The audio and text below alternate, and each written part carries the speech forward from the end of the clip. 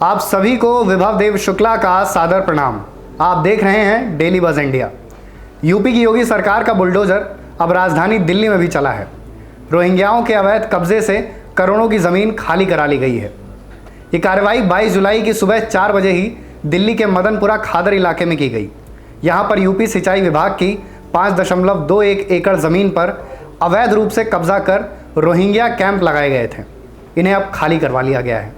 इस ज़मीन की कीमत करीब 150 करोड़ रुपए बताई जा रही है। अवैध रूप से लगाए गए इन रोहिंग्या कैंपों को बुलडोज़र चलवाकर तोड़ दिया गया है।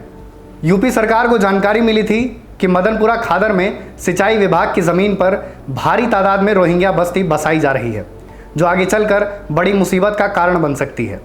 इसके बाद योगी सरकार ने तुरंत प्रशासनिक अमले को हिदायत दी कि सिंचाई विभाग की ज़मीन को खाली करवाया जाए। मीडिया रिपोर्ट्स के अनुसार लॉकडाउन में इन कैंपों में दिल्ली सरकार और ओखला विधायक अमानतुल्लाह खान की तरफ से राशन भी मुहैया करवाया जा रहा था, यानी यहाँ बाकायदा सभी सरकारी सुविधाएं दी जा रही थीं।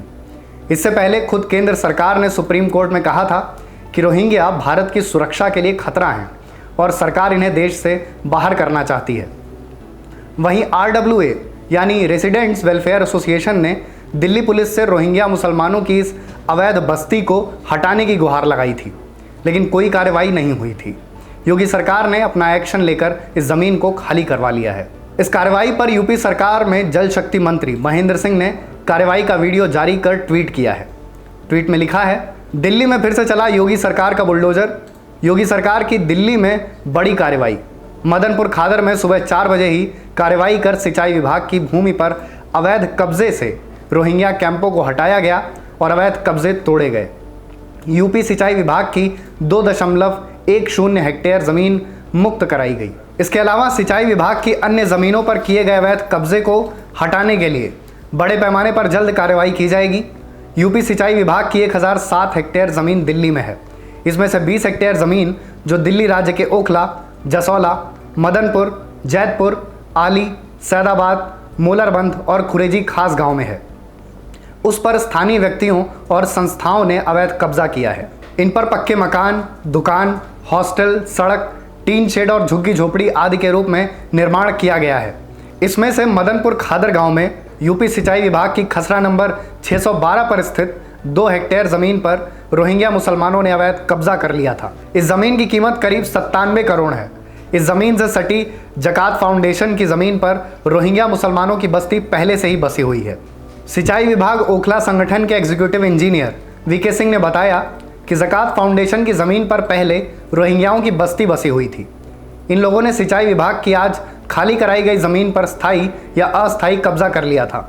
CM योगी आदित्यनाथ और जल शक्ति मंत्री महेंद्र सिंह ने इन अवैध कब्जों को हटाने के लिए अधिकारियों को कड़े निर्देश दिए थे। इन अधिकारियों ने दिल्ली प्रशासन के अधिकारियों के साथ 20 जुलाई 2021 को बैठक करके इस ज़मीन को खाली कराए जाने का फैसला लिया था।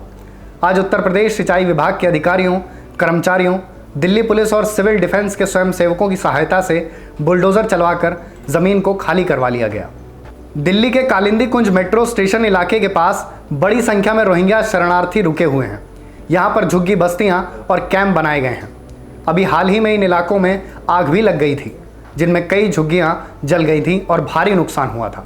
यूपी की योगी सरकार की तरफ से लगातार राज्य में अवैध निर्माण को ढहाया जा रहा है। पिछले कुछ समय में कई जगह ये एक्शन देखा गया था। इसमें सरकारी ज़मीनों पर बने धार्मिक स्थलों को भी हटाया गया था। यूपी सरकार ने हाल ही के वक्त में कई माफियाओं की ज़मीन को कब्जे में लिया है। साथ ही अवैध निर्माण पर इसी तरह बुलडोज़र चलवाया है। एक के बाद एक ज़मीनों पर कब्जा करने वाले दबंगों के खिलाफ हो रही कार्रवाई से भूमाफियाओं में सरकार का खौफ साफ देखने को मिल रहा है। जानकारी के मुताबिक आने वाले समय में अतिक्रमण हटाओ अभियान के तहत जल्द ही और बड़े एक्शन लिए जा सकते हैं।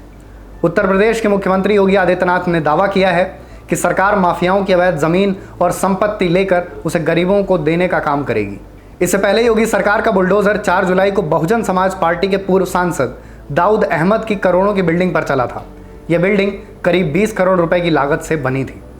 तो कैसी लगी आपको हमारी ये खबर, हमें कमेंट करके ज़रूर बताएं और हमारे चैनल को सब्सक्राइब करना ना भूलें।